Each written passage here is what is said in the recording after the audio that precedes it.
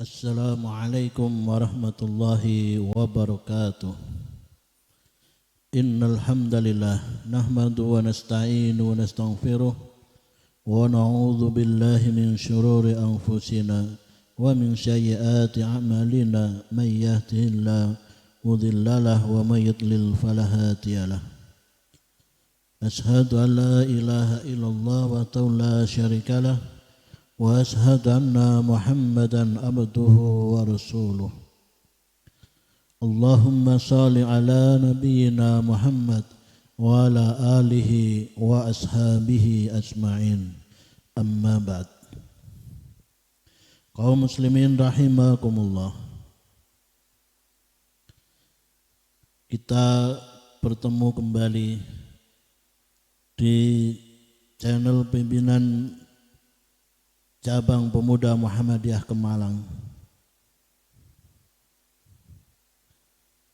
Marilah waktu yang singkat ini kita gunakan untuk menambah ilmu kita, terutama tentang din. Untuk kesempatan kali ini kita akan bahas tentang tingkatan din. Yang pertama, definisi tingkatan din. Din adalah ketaatan. Dalam bahasa Arab, dana lahu yadinu dinan. Maksudnya ata'ahu, mentaatinya. Din juga disebut milah. Dilihat dari segi ketaatan dan kepatuhan kepada syariat. Allah Subhanahu wa taala berfirman, "Innad dina indallahil Islam." Sesungguhnya agama yang diridhai di sisi Allah hanyalah Islam. Quran surat Ali Imran ayat 9. Jadi din dalam kata lain adalah ketaatan. Jadi dinul Islam. Jadi orang Islam itu harus taat kepada Allah Subhanahu wa taala. Itulah din. Jadi mentaati semua perintah Allah Subhanahu wa taala. Apa yang diperintahkan oleh Allah Subhanahu wa taala kita taati. Dan apa yang disampaikan oleh Rasulullah kita sami'na wa ata'na. Sedangkan tingkatan din itu adalah yang pertama Islam. Menurut bahasa Islam itu berarti dalam kedamaian. Di Islam adalah damai. Jadi kalau ada orang mengatakan Islam itu adalah teroris, itu tidak benar. Kalau ada orang yang mengatakan ada Islam radikal, itu adalah hanya pikiran orang saja. Semua orang yang mentaati ajaran Islam dan orang yang hidup dengan berdampingan dengan agama, selalu mengedepankan agama, maka hidupnya akan damai. Tidak ada pertengkaran, tidak ada pertikaian. Itulah din Islam. Karena saat ini banyak orang Islam yang tidak paham tentang Islam. Taunya Islam itu hanya sholat, puasa, zakat, haji. Jadi tidak tahu makna Islam yang sebenarnya. Kalau orang mau belajar dan belajar, maka dia akan tahu dan sadar bahwa memang Islam itu adalah kedamaian. Dikatakan aslama amruhu ilallah. Artinya menyerahkan perkaranya kepada Allah Subhanahu wa taala. Dikatakan aslama, artinya masuk dalam agama Islam. Sedangkan menurut syara, Islam berarti pasrah kepada Allah Subhanahu wa taala, bertauhid dan tunduk kepadanya, taat dan membebaskan diri dari syirik dan para pengikutnya. Itulah tauhid. Maka itulah Islam secara syariat. Maka apa yang semuanya kita pasrahkan, kita sandarkan hanya kepada Allah Subhanahu wa taala. Dan kita bertauhid, memurnikan ketaatan kita hanya kepada Allah Subhanahu wa taala. Kita beribadah, kita tunduk hanya kepada Allah Subhanahu wa taala, tidak kepada yang lain. Kalau kita masih takut dengan makhluk-makhluk Allah yang lain, maka keimanannya perlu dipertanyakan. Yang kedua adalah iman. Iman itu menurut bahasa, iman berarti membenarkan disertai percaya dan amanah. Sedangkan menurut syariat atau syarak berarti pernyataan dengan lisan, keyakinan dalam hati dan perbuatan dengan anggota badan, itu iman. Jadi iman itu diyakini dalam hati dan diucapkan dengan lisan, tasdiqu bil qalb, yaitu keyakinan di dalam hati, lalu diucapkan dengan lisan dan diamalkan dengan perbuatan dengan anggota badan kita. Itu adalah iman. Di iman itu tidak hanya percaya kepada Allah tok, tanpa ada pembuktian. Jadi kalau tidak ada pembuktian berarti imannya itu palsu. Masih diragukan keimanannya kepada Allah SWT. Maka supaya iman kita tidak ragu, benar-benar iman itu masukkan dalam hati kita. Jadi benar-benar keyakinan kita mantapkan dalam hati. Kita jaga supaya iman kita itu tidak keluar masuk. Yang ketiga adalah ihsan. Menurut bahasa, ihsan berarti berbuat kebaikan. Jadi kalau orang berbuat baik itu adalah ihsan. Yakni segala sesuatu yang menyenangkan dan terpuji.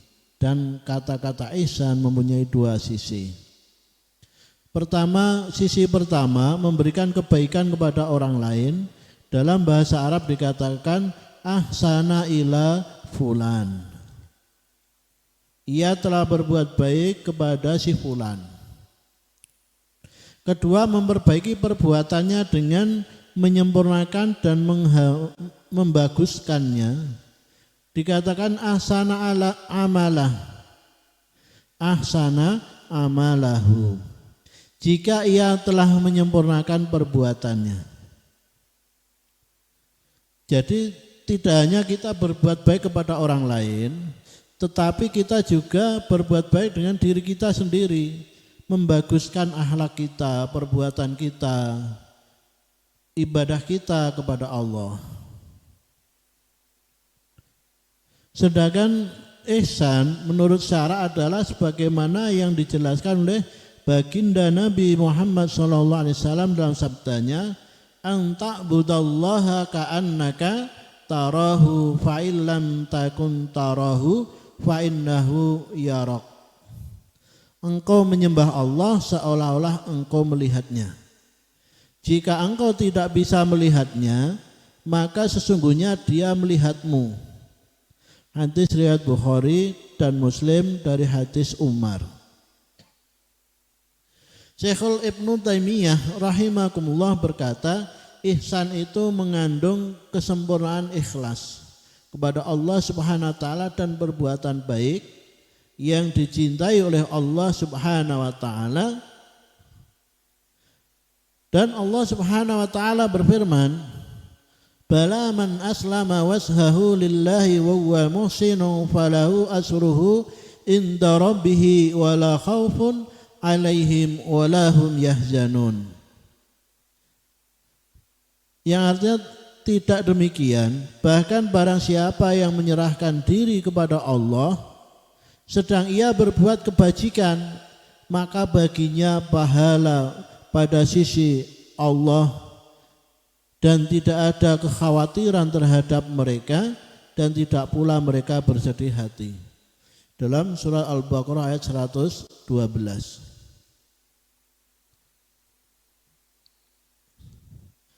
Agama Islam mencakup ketiga istilah ini: Islam, iman, dan ihsan. Jadi kalau orang beragama belum mencakup tiga istilah ini, tiga perkara ini, maka belum sempurna.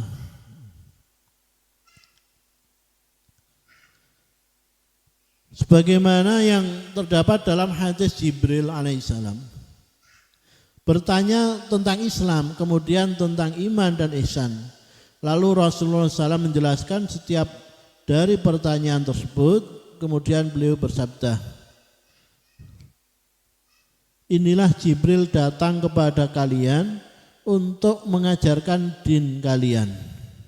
Jadi Rasulullah SAW menjadikan din itu adalah Islam, iman dan ihsan. Maka jelaslah bahwa agama kita ini mencakup ketiga-tiganya.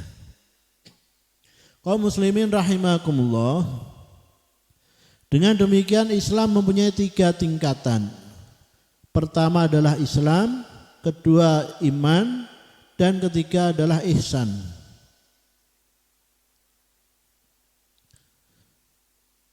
Lalu keumuman dan kekhususan dari ketiga tingkatan tersebut, Islam dan iman, apabila disebut salah satunya secara terpisah, maka yang lain termasuk di dalamnya.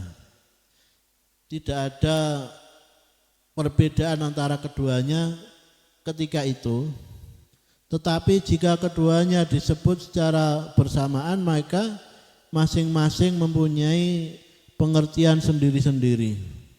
Sebagaimana yang ada dalam hadis Jibril alaihissalam, di mana Islam ditafsiri dengan amalan-amalan lahiriah atau amalan-amalan badan seperti salat, zakat. Sedangkan iman ditafsiri dengan amalan-amalan hati atau amalan-amalan batin. Seperti membenarkan dengan lisan, percaya dan memakrifat kepada Allah, malaikatnya, kitab-kitabnya, dan para rasulnya, dan seterusnya. Adapun keumuman dan kekhususan antara ketiganya ini telah dijelaskan oleh Syekhul Ibnu Taimiyah rahimakumullah sebagai berikut.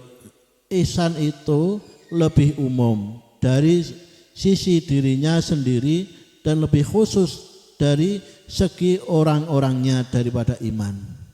Iman itu lebih umum dari segi dirinya sendiri dan lebih khusus dari segi orang-orangnya daripada Islam. Ihsan mencakup iman dan iman mencakup Islam. Para muhsinin lebih khusus daripada mukminin, dan para mukminin lebih khusus dari para muhsinin.